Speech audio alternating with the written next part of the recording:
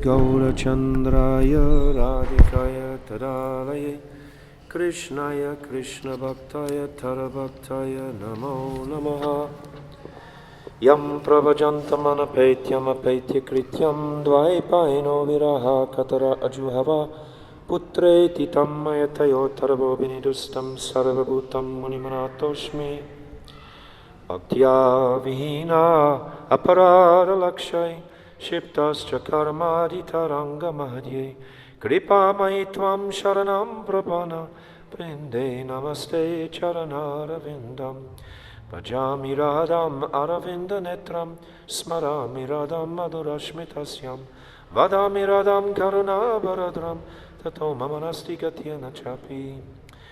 I first of all offer millions and millions of Dandavat pranams unto the lotus feet of my most beloved Gurudev Nitya Lila Pravishta Om Asto Tarzara Shishimad Srila Bhakti Vedanta Narayan Goswami Maharaj.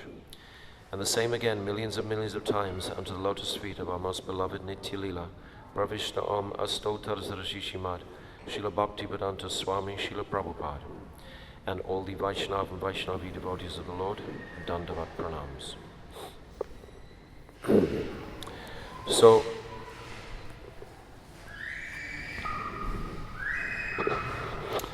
I was planning to start this series of classes this morning, but Ujjapad Sridhar Maharaj wanted to finish his course lecture. So I was planning to speak on Bhramara Gita, but build it on the platform from the Kapila Dev Devahuti Samvad. So I was planning to speak that in the morning, and then it would give us a confident eligibility to actually go into the 10th canto, which has been usually what I've done here. Previously we spoke on the first and second cantos, and then we spoke in the evening on Venu Gita. And then after that we spoke on the first verse of the first canto. And then we spoke from Gurudev's Gopi Gita, or read from Gurudev's Gopi Gita. So I was planning to do the same sort of sequence, but we haven't had the platform, so we're just going to have to go straight in to Bhramara Gita this evening.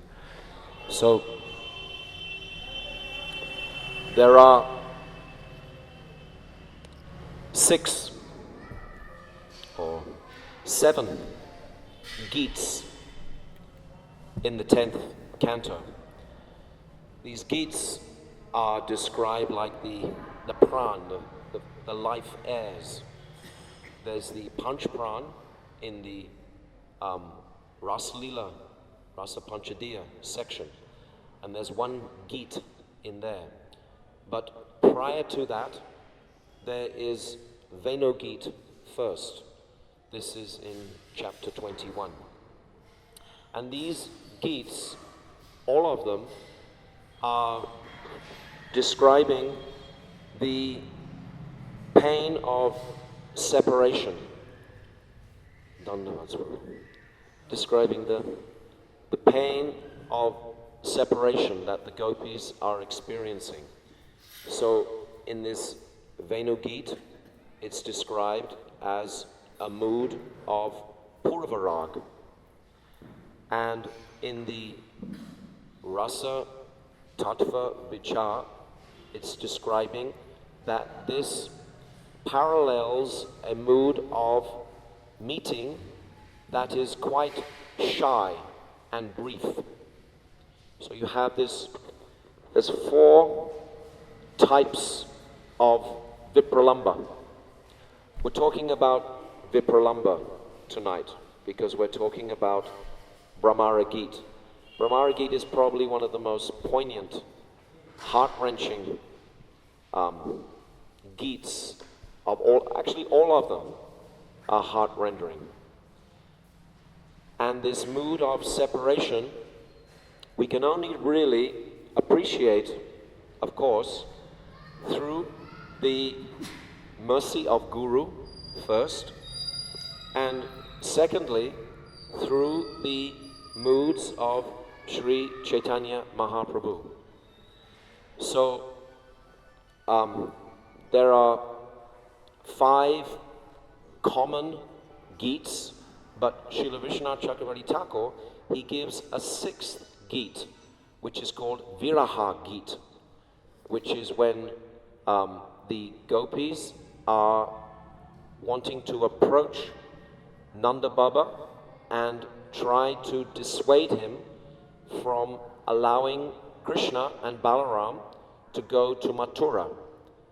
So Srila Vishwanath Chakravarti Thakur, he calls this a Viraha Geet. But prior to that, there is the Pranaya Geet. So there's Venu Geet, Pranaya Geet, Gopi Geet, Yugal Geet, and Bhramara Gita. These are the main 5. So I'll just stay with those for now. Those are the ones that generally people remember. What's a geet?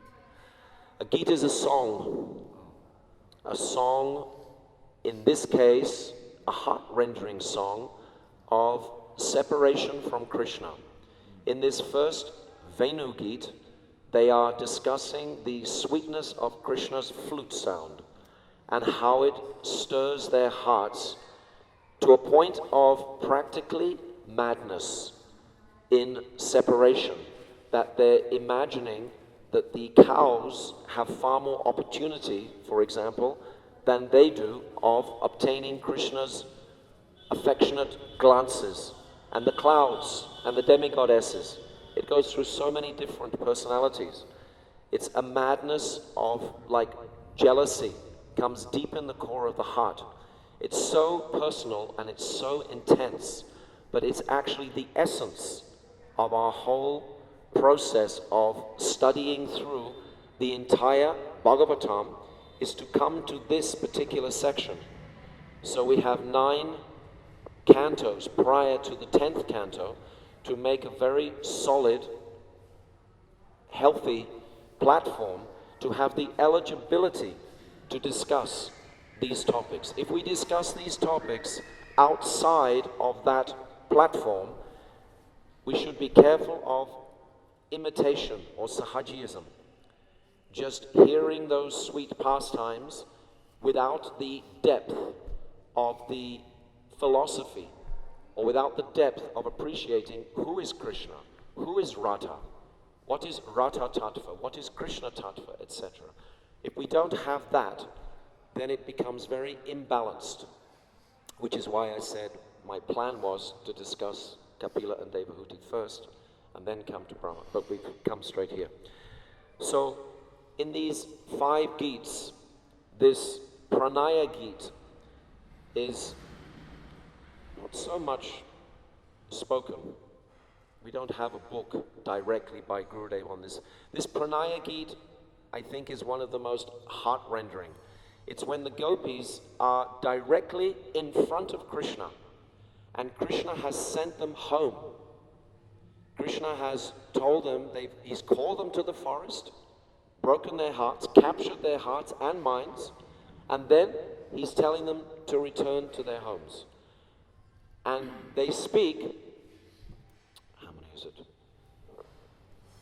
10 verses. And this is the Pranaya Gita. 10 verses they speak to challenge Krishna. Krishna wanted to hear the sweetness of their heart and their determination to remain in that very compromised materially situation, away from their families, in the dark, in the forest, at night, when there was apparent danger, whatever, around there. So in this situation, he wanted to actually examine and bring out the sweetest sentiment from the gopis' hearts. And they respond with this Pranaya Gita. And it's really heart-rendering. It's very, very special, sacred. And then there is the Yugal Gita. This comes after that then is Gopi Gita, of course, which is perhaps the most prominent of all the Gits, the separation. There's 18 verses there where they're singing. It's the first Sankirtan, it's described, where they're singing to capture the heart of Krishna. They know how much Krishna adores them and loves them, just like Sri Radha. She knows this intrinsically, intuitively. And they've been searching through the forests for him. He's just left. These are very powerful impressions of what is the nature of this prem, what is the nature of Vraja prem, what is the nature of this Shuddha bhakti that we've been trained to become sadhaks of. We're struggling to actually, not struggling, sometimes it's so joyous, but this is our path, is to appreciate these sweetest of pastimes. So the object of bhakti is to develop detachment. In fact, when we come tomorrow to the Kapila Devahuti Samvad, it's described that the principal quality of bhakti is to be detached from this material world and to understand my true identity. If we are completely understanding that I am spirit soul, how can the spirit soul have any pleasure from anything materially? It can't. Spirit can only enjoy spirit. Matter can enjoy matter. So if I'm feeling burdened with material desires, I should understand I'm not sitting in my true identity as spirit soul, and that this material covering is simply an illusion over the soul. So this is what Kapila Dev beautifully in 8 chapters describes to his mother, that we'll go through tomorrow. So this understanding of what is the heart's real desire is to relish not just knowledge of the soul, not just Brahman, and certainly not just Paramatma, which is like a mystic path of a yogi, but actually Bhagavan himself, directly, that personality. So by hearing these exceptionally sweet relationships between Krishna and the gopis, then the reinforcement of the personal aspect of Krishna is immediately there, so strongly in the heart. More than this, we're actually realizing the most lovable aspect of Krishna. So in this Bhramara Gita, which takes place perhaps about a year after Krishna has left Braj. Krishna leaves Braj for 100 years. And the gopis, they remain in Uddhava, where Akrura put them on his chariot and took Krishna and Balaram to Mathura. They remain in that same place. So Gurudev has made a beautiful parikrama place for us to go there. It's actually Vishaka Kund. It's the place where Vishaka has her kund. And it's a very attractive place for the history. So the Rasa Leela was performed there, as well as this most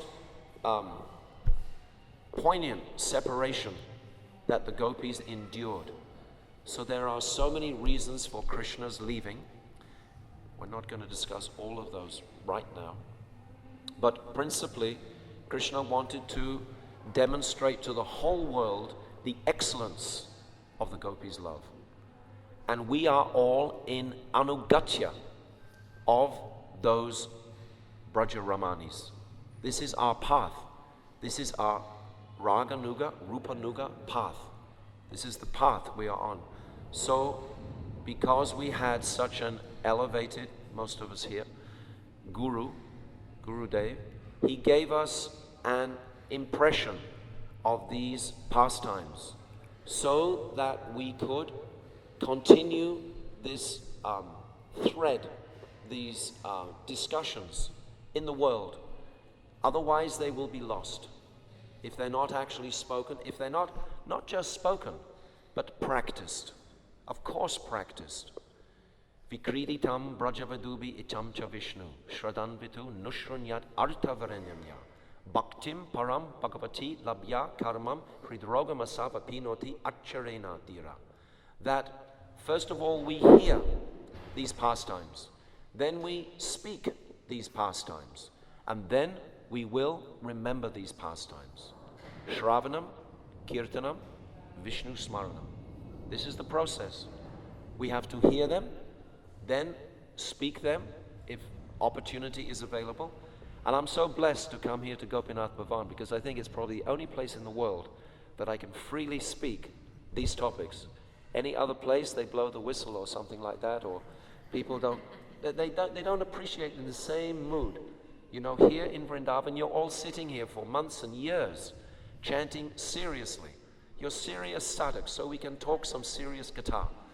In other places in the world, they're not benedicted or gifted with such an opportunity because they have to maintain their lives and their families and so many distractions. But here we have no other distractions except to chant and hear Hari Katha. This is our life and soul. We've dedicated this. So here is the perfect environment to actually speak these topics. We're blessed. Now in this Bhramara Gita, it's described in Chaitanya Charitamrita, and I just want to read some verses here. So be patient and try to listen. This is from Madhya Leela 2. Madhya Leela 2. I'm going to discuss at length Bhramara Gita for the next 5 evenings. We're going to discuss Uddhava coming to Vraj and what was the dynamic between him and Nanda Baba and Mother Yashoda. This is also so moving. Nanda Baba is there in such depressed condition externally. Yashoda Ma can't even speak.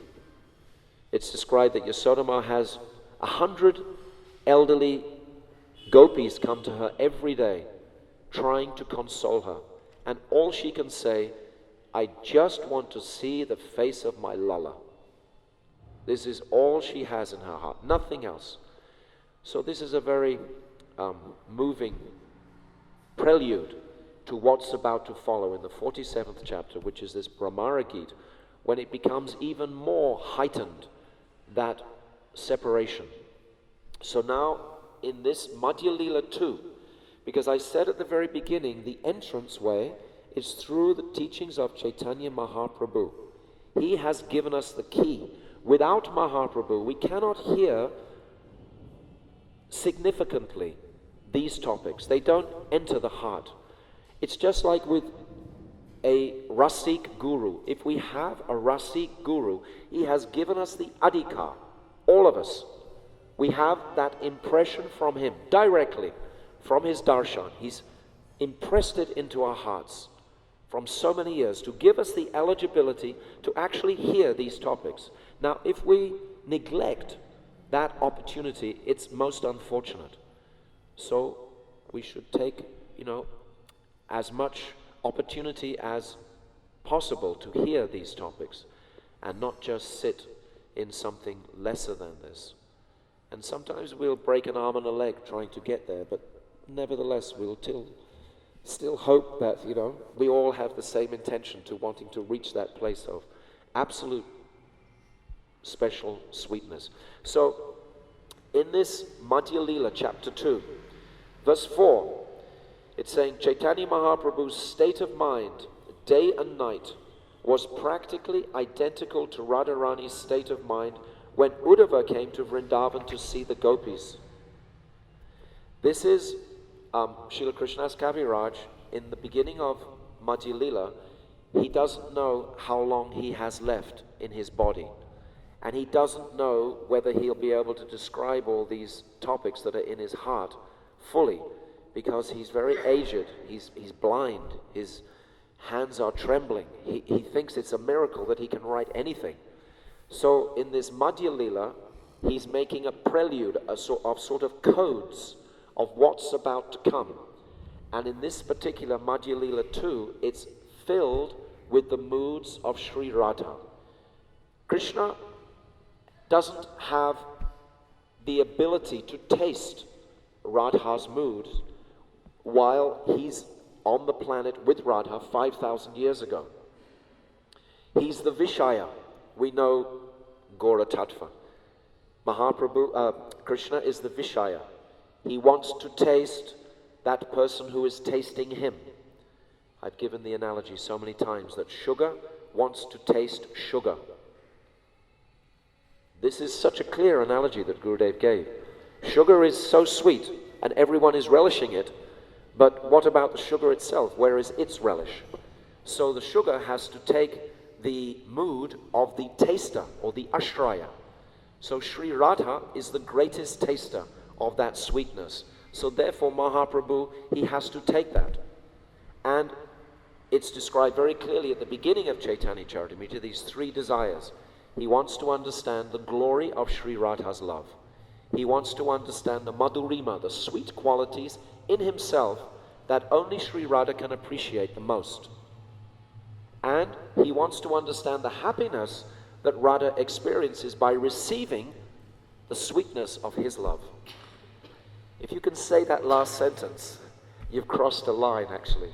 I was in Lucknow a few days ago trying to get this whole group just to say, they're all very intelligent IIT students and stuff, and they couldn't get this line. They couldn't say it. You know, they kept tripping up, they kept leaving out that Radharani is happy because she's receiving the sweetness of Krishna's love. That's what makes her happy.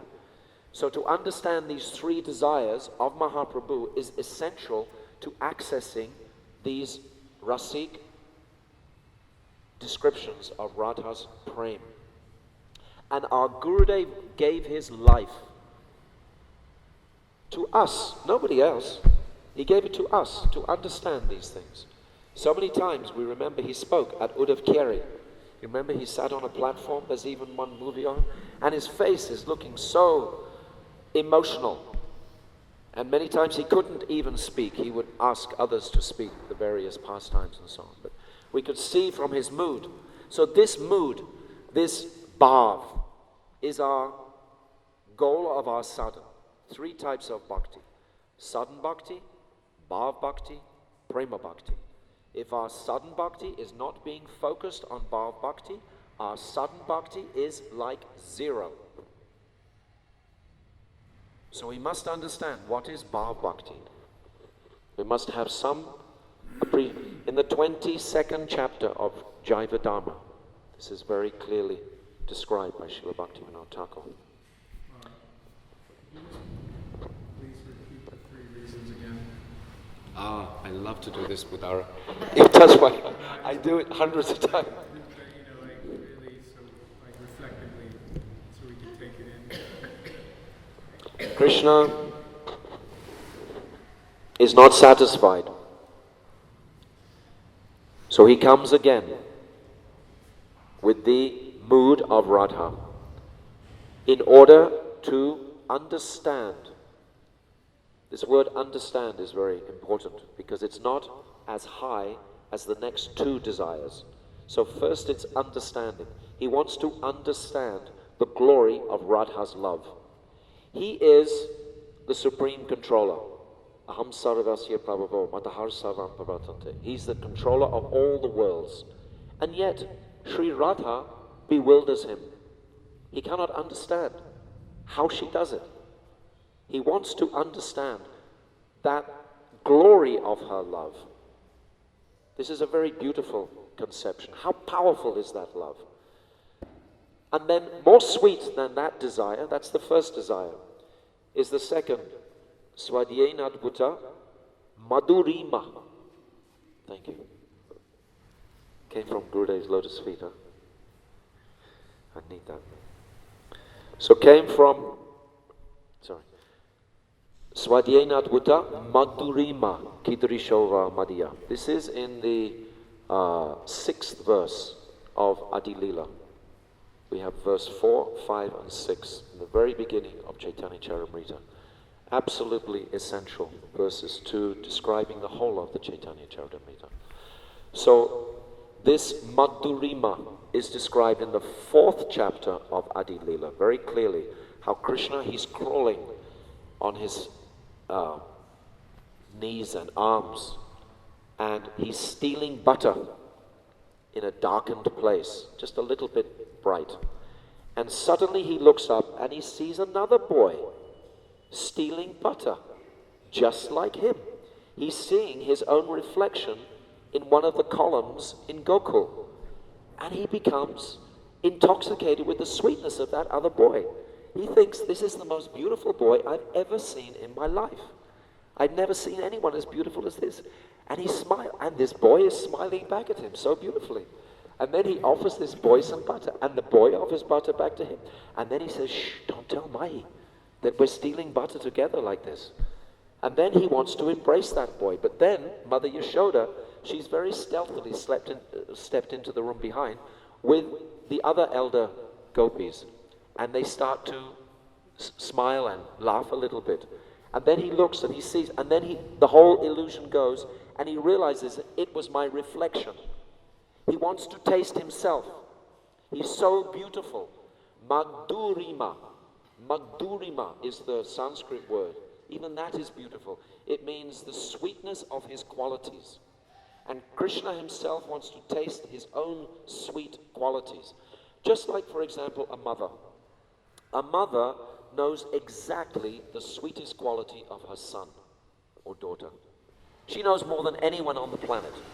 She knows that. So if that person wants to taste his own quality, recognize his own quality, his mother is the one who's going to reflect it to him.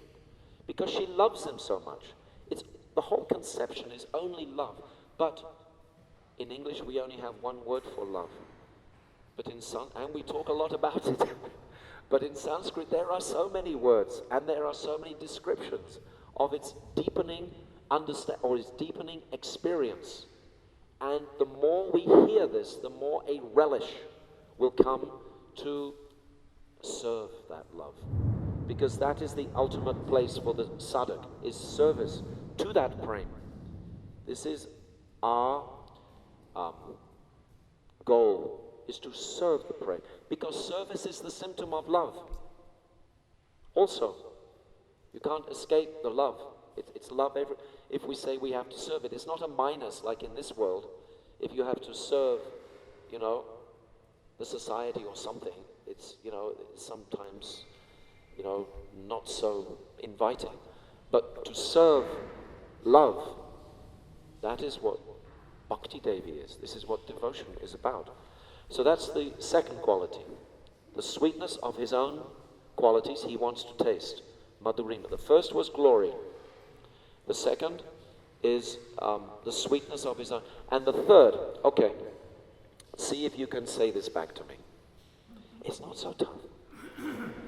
It's honestly not so tough, but let's see. Krishna wants to relish the happiness that Radha experiences from receiving the sweetness of Krishna's love. Can you try, Lita? Why not? It's not so tough. If you can say it, it's actually a transcendental realization. Because there's nowhere in existence where it goes like that and then back again and then back again. There's not a line that God wants to taste himself. It's inconceivable. But this is who Chaitanya Mahaprabhu is. He wants to experience or relish the happiness. Sokyam is the Sanskrit. Happiness. That Radha experiences from receiving the sweetness of Krishna's love. So you've got happiness and sweetness. You can only have the full effect of this when you say it. You can't wing it. You can't just ad-lib it. It's got to be, complete. It is very beautiful. You want to try? Krishna wants to relish the experience of his sweet. Close. Krishna wants to relish the experience. No, the happiness. The happiness that Radha is experiencing of his sweetness. From the sweetness of his love. From the sweetness of his love. It's important, you see. He's giving his love to her. It's not just Krishna's sweetness alone. It's the love that he's projecting to Radha that is beyond consciousness. It's actually called Unnata Ujjvala Rasam. So Krishna wants to experience what his love, The happiness. the happiness that Radha experiences through the love that he gives her. Yes, Right? pretty close. I'm just trying to break it down. Yeah, you got it. You've got the actual dynamic of it. That's it. That's it. You need to hear it a few times. Or say it a few times is even better. When you can encourage, because it's a simple line. So then you should maybe do kirtan, like say it and we'll say it, and then I think most of these people, we've done it so many. I mean, Pandita, I must have asked you to say it 20 times, right, in the past? I must have said it here in this temple, in this place. Oh, come on. Well, that's good. That's very good. That's the dynamic of bhakti. It's always like fresh. It's always like, actually, every time I say it, I get another deeper understanding of it. Can you say it, brother? That. Yes. Yes. Perfect, Mundo. Yes, yes, yes. Brilliant. Thank you. That's really good. This is actually the key to Mahaprabhu. It's beyond, mundane. There's no mundanity in it. It's so sweet and relishable. And that very line is in the sixth. Oh, far out. Everyone loves it when it rains in Vrindavan. But, yes. Okay, now we're coming to our subject matter of Bhramara Gita. This is our subject matter. And how much does it relate to what I've just described? Because Krishna's Kaviraj is elaborating on Mahaprabhu's moods in the Gambhira. For 6 years he traveled preaching, and the last 18 years, very exciting rain. It's always good if it's to rain. We love the rain. The last 18 years, he just relished these moods in the Gambhira. What does Gambhira mean? Gambhira means a very deep place. So this is what Mahaprabhu was doing with his life, was relishing the sweetness that Radha was experiencing from tasting, receiving his love. It's not about Krishna's love. Well, it is about Krishna's love, but sometimes people become confused and think it's Radha's love, but it's actually what Radha is tasting from Krishna's love. Sweet. So, the Lord constantly exhibited a state of mind reflecting the madness of separation. In Puri Dham, it is Viyogini Radharani. Puri Dham is not getting wet.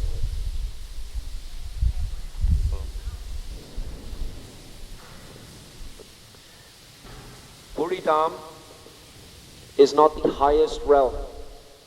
Navadvip Dham is full Madhurya. Puri Dham has somewhat Aishwarya. They have like 4 arms. When Mahaprabhu is exhibiting his pastimes, everyone is thinking, oh, this is God. He's shooting out fountains of tears from his eyes.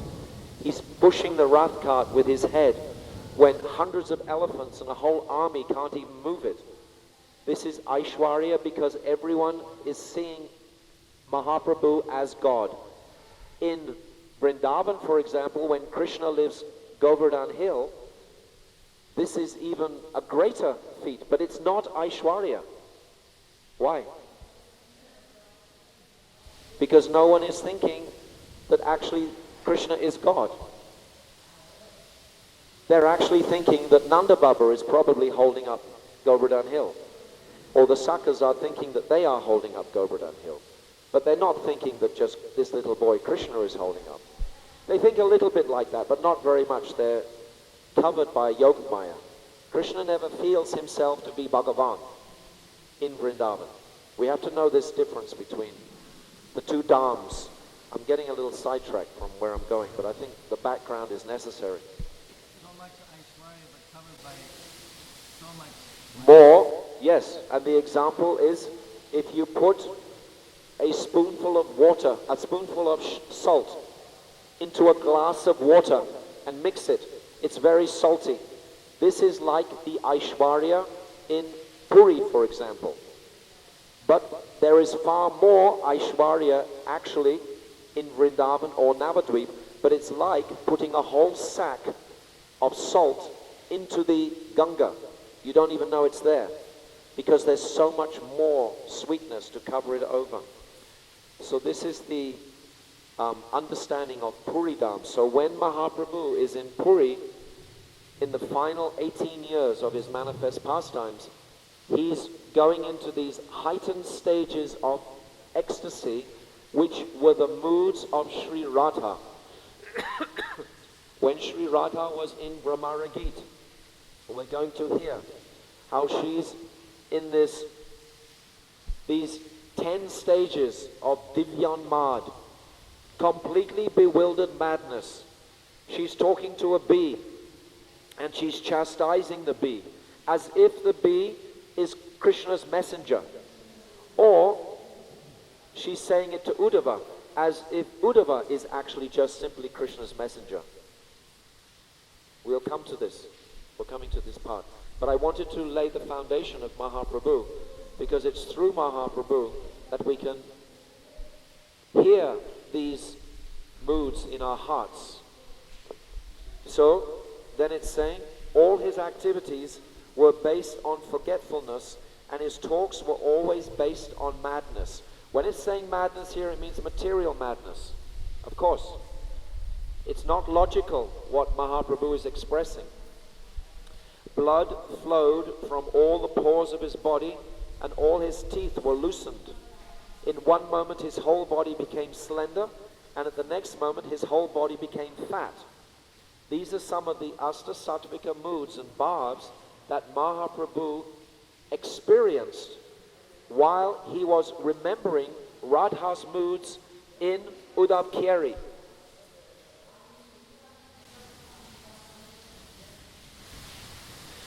How deep is that?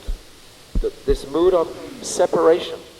Radha and all the gopis, they'd given their life and soul. Actually, Krishna had taken their lives. They had nothing, and then he left them. They couldn't move for 100 years. They stayed at Uddhava. Sometimes manifestations of them would go back to the village. But for most of that 100 years, they just remained at that place, Uddhava. And we have a little window into that place in this Bhramara Gita. It's described, actually, Radha is on a bed of lotus flowers. Her body has become so thin. Her breasts are black. She's become like totally emaciated. She's like a hairbreadth away from leaving her body.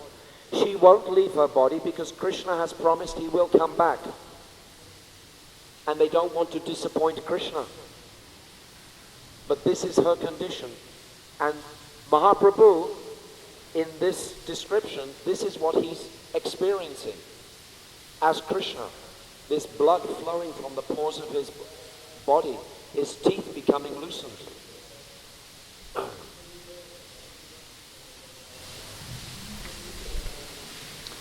It goes many verses describing Mahaprabhu's ecstasies, his sattvika bhavs. Sometimes Mahaprabhu's hands, legs and head would all enter within his body, just like the withdrawn limbs of a tortoise. How many years have we heard these descriptions? For so many years. But actually, what is the connection with Radha? What is the purport? Only Gurudev can enter our hearts and give us a picture, an illumination of the feelings of separation. Of course, we understand that these feelings of separation are such ecstasy internally that they are experiencing. Ultimately, it's very hard for us to appreciate this, because in the material consciousness, we just think of separation as unhappiness. And these personalities are demonstrating so many tears and moods of apparent unhappiness. But actually, it's the most ecstatic state of trance. It's called mohan.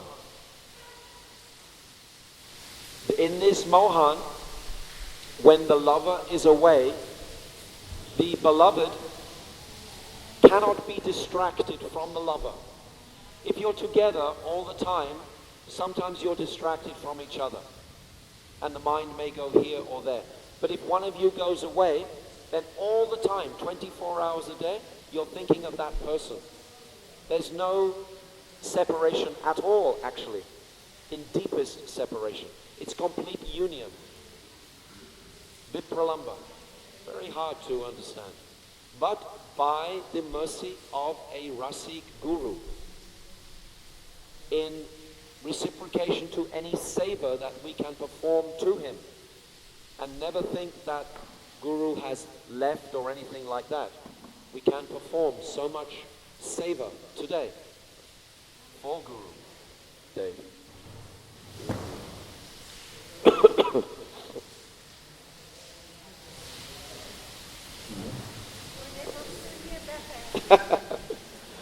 Great knows it all.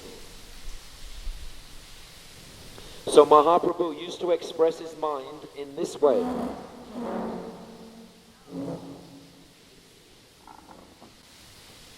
Where is the Lord of my life, who is playing his flute?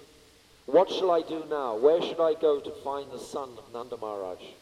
To whom should I speak? Who can understand my disappointment? Without the son of Maharaj, Nanda Maharaj, my heart is broken.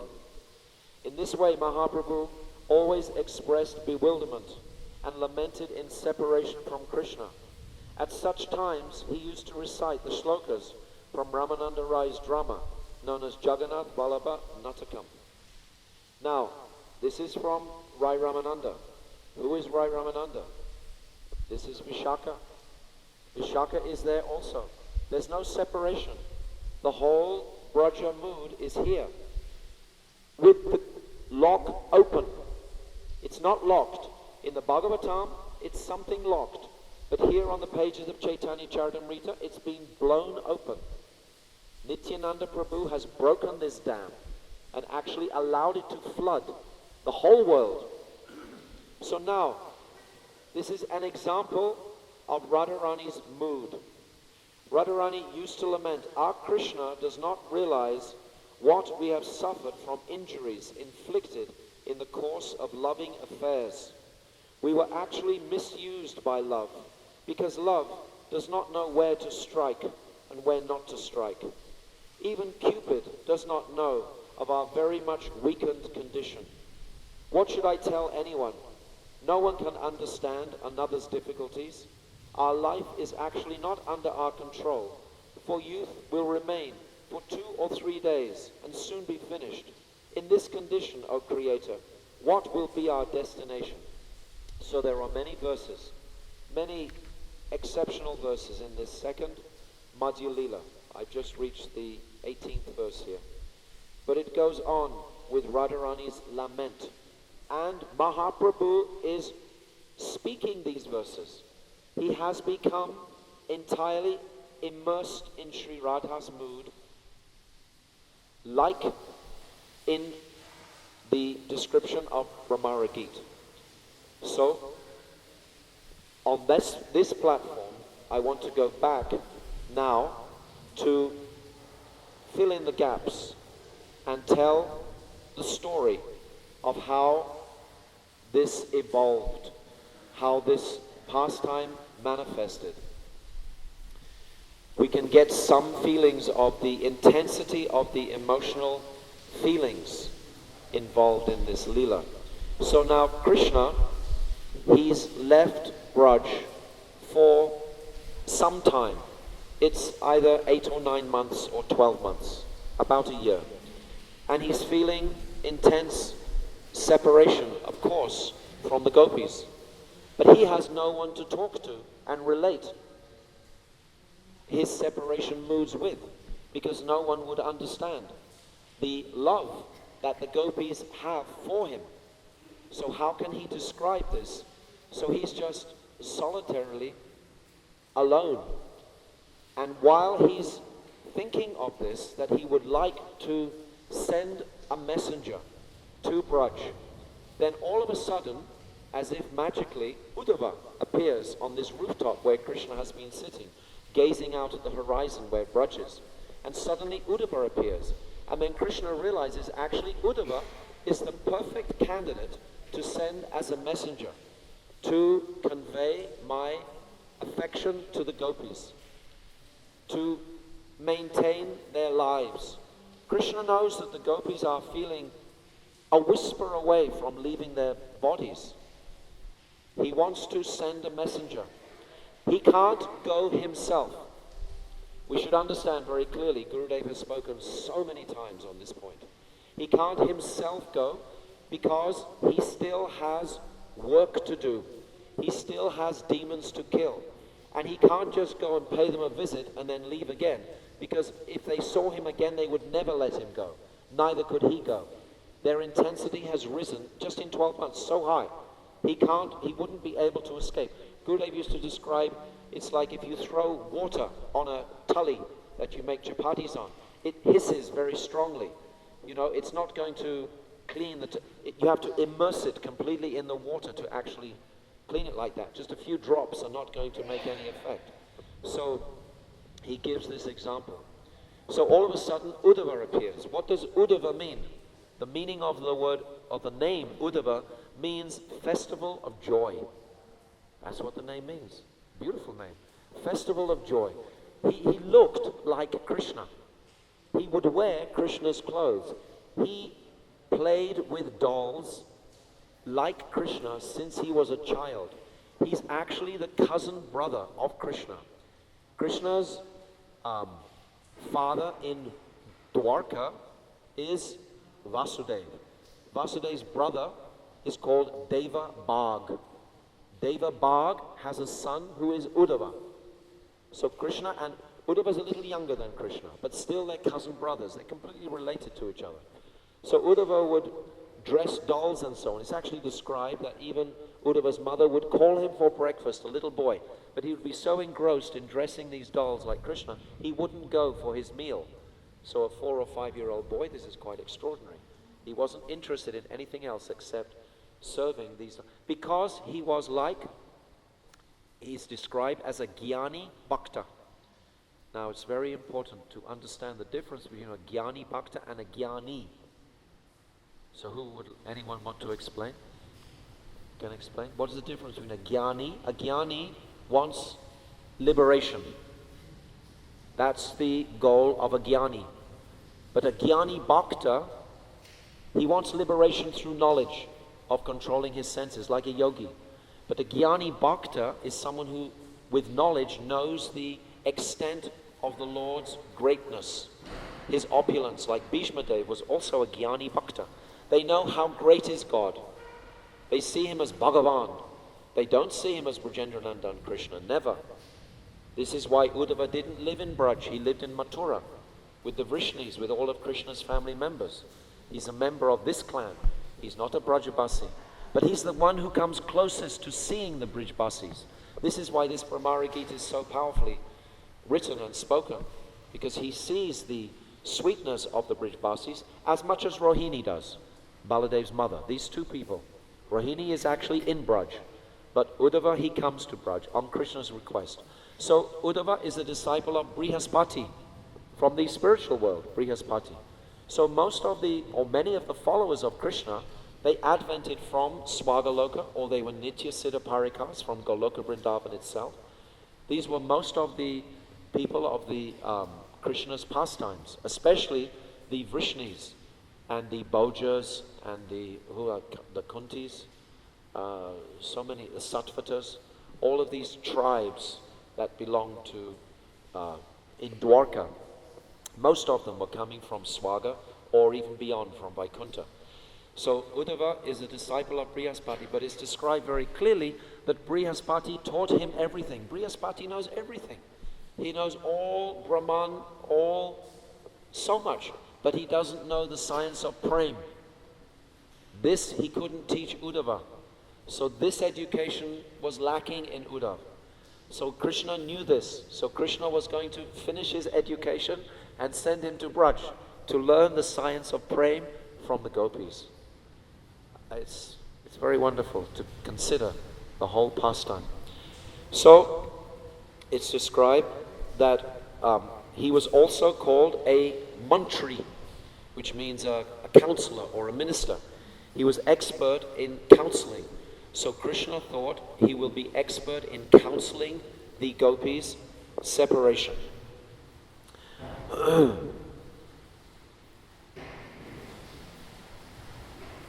So he ordered or requested Uddhava to go to Braj and burn the gopis' suffering to ashes.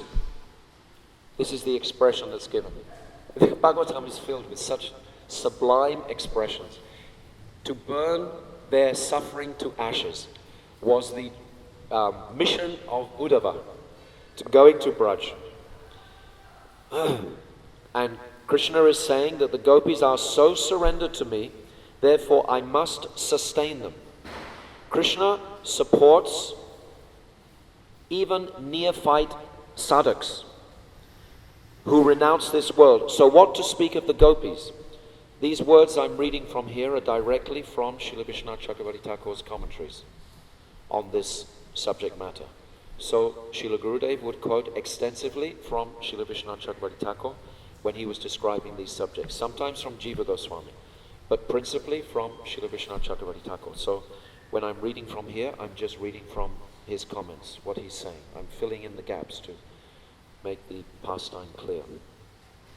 So now, Krishna, as I've already explained, he couldn't go back to Braj, neither could the gopis be invited to Mathura. How could that possibly be? That the gopis would come, what would they do? They would stand around, see all this opulence of Mathura. How would they feel? And how would the residents of Mathura feel if they thought these cowherd girls were dancing with their Dwarkadish every night, or Matharesh Krishna every night? It's so incompatible. Gurudev used to describe, not even a mosquito can go from Vrindavan to Mathura. When you travel on the road, on the tempo, it used to describe like that. Not even a mosquito can actually go. So what to speak of the gopis having, being able to go? It's impossible. We can't even go there. We can't even think about it. I'm saying these things briefly. Gurudev has spoken at such length on all of these topics for years in great detail, because I'm coming to another point of this Bhramara Gita. So, because the gopis are the Swarup Shakti of Krishna, they always hanker to bring pleasure to Krishna's mind. All day long, the gopis are only thinking one thing: how to satisfy Krishna's calm, how to satisfy Krishna's desires. That is their desire, their only desire. How can we please him? Kinkari. What does kinkari mean? How can I please you? How can I serve you? This is what kinkari means. How can I please you? So this is the mood of the gopis. So now in verse 7 of this 46th chapter, this 46th chapter is a prelude to the 47, which is Bhramara Gita. Then Uddhava leaves for Braj. Now when he arrives in Braj, Krishna wants Uddhava to see Braj as it was when he is present. So it's described that all the bulls are in rut, the cows are mooing, they're burdened with milk, flutes are playing, songs are being sung. Krishna and Balaram and the gopis and gopis are dressed wonderfully in all beautiful paraphernalia for worship of the sun, of guests, of brahmanas, of cows, etc. We get an insight into the sweet atmosphere of Braj here. How beautiful. Everyone is beautifully decorated and dressed, and they have all preparations for worshipping the sun, guests, cows, Everything is like opened to beauty and sweetness. This is Braj itself, while Krishna is present there. And it's describing how the flowering forest was on all sides. Everywhere was beautiful flowers, and beautiful scented breezes were carried and being experienced. There was a fragrance everywhere, and birds and bees, lakes and swans, ducks and lotuses. Krishna thought, let Uddhava see the splendor of Braj. So we cannot conceive of the splendor in our debilitated vision in Kali Yuga. We can remember these pastimes. We know that this is the real world. This is the reality. This is Brajabhumi. This is Goloka Vrindavan. So Braj is full of charming, positive sentiments of joy, playfulness, eagerness, and enthusiasm. And all the sounds that they were hearing were, let the cows loose. No, don't let the cows loose. Bring the cows here. Do this quickly. Do this slowly. Bring this, take that, give this, receive this. So there was all this strong, heartily conversations going on between each other in this beautiful atmosphere. And then, suddenly, Krishna steps out of a doorway. This is what Gurudev describes. This is not in the Bhagavatam. This is what Gurudev describes. What's happened? Is it Arctic time? Oh, we have to stop. 2 more minutes and then I'll stop. I thought it was 7 o'clock. I was aiming for 7. No, we should do Arctic. Gurudev describes that suddenly Krishna steps out of a doorway. And amongst all this beautiful festivity, Uddhava sees Krishna, and what does he do? He doesn't run to him like a Brijbasi would. He goes down and offers dandavats. And as soon as he gets up, it's all gone. It's all gone. It's back to the separation, because there's no Aishwarya like that. No one's thinking Krishna is God. This is the sweetness of Braj. So when Uddhava does like that, then it comes back to that separation place. So look, we'll stop because it's time. Okay, so then Uddhava becomes very astonished to see this transformation. And he understands, because he's a jnani, bhakta. He understands that Krishna has demonstrated, that flavor and sweetness of him being present, just to give that gift to Uddhava. And then he comes to the house of Nanda Baba, Nanda Maharaj, straight away. And Nanda Maharaj, Gurudev describes, has had a message come in his heart this day, that actually a special guest is coming. So he's asked the local brahmana, oh, you please make some sweet rice. And then Gurudev describes that they make sweet rice, but they don't even have sugar to put in the sweet rice. It's so like separation, And Gurudev describes that they offer sweet rice and hasn't got sugar in it, This is what the brahmana brings, Because nothing is sweet anymore, because Krishna has left. Krishna has left Braj. So they can't even make like sweet rice. So the brahmana brings this rice. So it's especially for Uddhava, because otherwise they're not taking anything. How can they eat? How can they even think? Krishna has just walked out of their lives. It's like, we have to understand this, because it's Vipralamba, and these two are the same side or the different sides of one coin. Vipralamba, separation, and meeting. We have to understand them both very clearly, because actually I began at the very beginning of this evening to describe the 4 types of separation. This is more analytical. You should take notes on this. We should understand this. We can just speak this even without mood practically. But there are 4 types of separation. There is purvarag. That is considered a separation before meeting. And then there is man, when Sri Radha goes into these very much contrary moods. That is also a separation, because they cannot meet. And it's described there are 4 types of man. There is sahetu, man with a cause, and nirhetu, man without a cause. And then there is a short-lived man called uddata, and then there's a long-lived man called lalita. Chandravali experiences the short-lived. But only Radha can go into the long-lived, because she knows how much Krishna loves her. So she knows that he has to break her man. With Chandravali, she can't go into those man states because she's not quite sure that Krishna will come and try and break it. She might be sitting there for a long time there before Krishna even comes to break it. So she can't go there. But Radharani knows that Krishna has to come and break it. So therefore she can. But from the man will come pranaya, rag, anurag, etc. Because this is a stage. From this stage of man. And it's not really jealousy, and neither is it anger. It's more than that. We can discuss that. But this is one type of separation. So we have purvarag and man. The next separation, Bhaktivinoda Thakur describes in the 38th chapter of Jaivadharma, is prem vaititya. This mood of separation in meeting. This is just really extraordinary. If you go to Prem Sarovar, Radharani, she's sitting on the lap of Krishna. Madhu Mangal has chased that bumblebee away, and he comes back and he says, Madhusudan's gone forever. And Radharani goes into this such astonishing state of separation. All the Sakhis are just completely amazed at Radharani's exhibition of separation. And Krishna is also amazed. And it's at this point that Krishna decides, I will leave. This mood that she's experiencing now, even though she's with me on my lap, is the highest I've ever seen. Is the most intense affection, because she thought I'd gone forever. This is all about love. These are all about the stages of love. And then pravas is the fourth type of separation. Now each of these vipralamba, these separation moods, they parallel a meeting, a special type of meeting. So in Purvarag, for example, it's called Shangshipta. Sangshipta. Meeting with shyness. That's the meeting that comes after Purvarag. These descriptions by Rupa Goswami in his Rasa Shastras, they give us a deeper insight into the topics.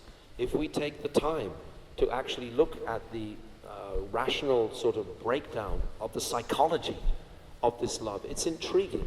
All of the very tiniest details are there described.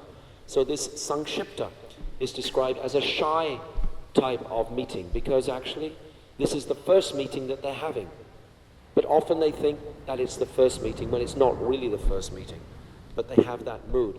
It's described, this Purvarag, the Krishna and the gopis, they're playing in the dust in Vrindavan, in Ananda Vrindavan Champu, it's described. And all of a sudden, one day, the gopis start to think, wow, this is a really beautiful little boy I'm playing with. And then all of a sudden, Krishna starts to think, wow, these are really beautiful little girls. But they didn't think this before. They just were playing like children. But then it just happened. At the same time, they suddenly started to see this dramatic attraction to each other from playing in the dust. So they came from this place. This is where this whole has arisen from. And then this second type of separation, man. The meeting is described as sun kiran. Kiran means a small ray. So this sun kiran, it's a small ray. Because Radharani's still a little bit hurt by whatever she thought Krishna had done to, make her become contrary. Because sometimes Krishna doesn't even do anything and she becomes contrary. But there's still some sort of reserve. So this meeting is called Sankiran. And then the third type of meeting is called Sampanna. This Sampanna follows Prem Vaititya. This Sampanna is described as a flourishing meeting. Flourishing. And then the fourth type of meeting, the highest type of meeting after a long separation, is called Samriddhiman. This meeting of when it's a long meeting. So there's separation and meeting. These are the four principal.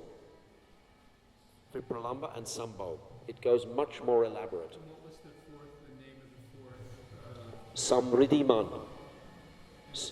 Sambhog. Samriddhiman Sambhog is when, after Krishna has been away, it's described even in a foreign place. It's after pravas, this fourth type of separation, a long separation, that this is the blossoming and full sambhog. This is the full union. So within separation and meeting, the point of me telling these four things is to appreciate how much it's broken down into different details, and how the sadhak, he can examine all these details. We have to put our intelligence somewhere, especially in later life. Everything becomes so boring out there. It's like, wow, how long are we going to play that drum? You know, it gets so like, but when we put our heads into the Rasa Shastra, it's so elaborate, and there's so much there to actually, you know, it's endless. In one life, we will never understand all of these things. It's just endless, endless, endless. So, it's after 7. I think we should stop. So I described those 4 types of Vipralamba and the 4 types of meeting. I've described something of Chaitanya Mahaprabhu's desires, and I've described his moods of separation, with the blood flowing from his pores of his skin and his teeth rattling, etc. And there are so many descriptions of his bodily symptoms of these sattvika bhavs. And this is when Krishna himself is experiencing, tasting the moods that Radha was tasting in Uddhava, in this Bhramara Gita. So I've tried to make a picture from Mahaprabhu experiencing this, and then I began to describe the actual story of Uddhava preparing to go to Braj. And I've reached the place where he is embraced by Nanda. And then there's 11 beautiful verses that Nanda speaks. His heart is breaking. He doesn't want to mention where is Krishna, but they're very special verses. Okay, we'll discuss that tomorrow. Tomorrow morning, I'll speak on Kapila Dev. Deva Buddha Sabha. Jai Satyananda Gautama. Ki Jai. Gautama.